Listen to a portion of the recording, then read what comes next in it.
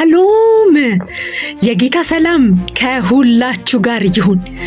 አጋቦስ የተባለ ነብይ በአዲስ ኪዳን የጳውሎስን መታጠቂያ ነሳና እጅና እግሩን ካሰረ በኋላ ይህ መታጠቂያ ያለው ሰው እንዲሁ በኢየሩሳሌም ይታሰራል አለ እና ሉቃስ ወደ ጳውሎስ እንደዚህ ሲሉ ላኩበት፣ እንዲህ ብለ ወደ ኢየሩሳሌም እንዳትመጣ ሊያስሩህ ነው።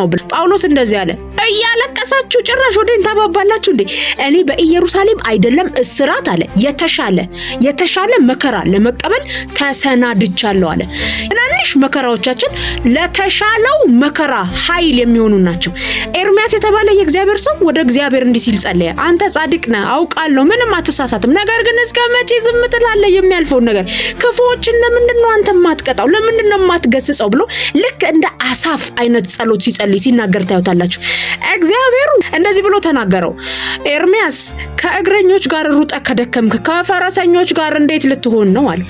ዝም ባለ ሰላም በሆነበት ሀገር ላይ ወዮ ካልክ በኢየሩሳሌም ጥቅጥቅ ደን መካከል እንዴት ምን ሊውጥ ነው ብሎ ተናገረው። አንዳንድ ጊዜ እግዚአብሔር ወደ ህይወታችን ለዚያ ጩኸት መልስ ሊሰጥ ሲመጣ የመጣ የሚመስለን ሊያጽናና ሊሆን ይችላል። ኤርሚያስን አላጽናናውም።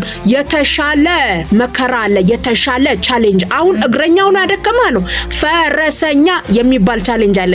ስለዚህ ጌት ሬዲ፣ ራስን አዘጋጅ ብሎ እግዚአብሔር ተናገረው። እንደዚህ ልበላችሁ፣ የምታልፉበት የትኛውም አንበሳና ድብ ለጎልያድ ቢያበቃችሁ እንጂ አይገድላችሁም።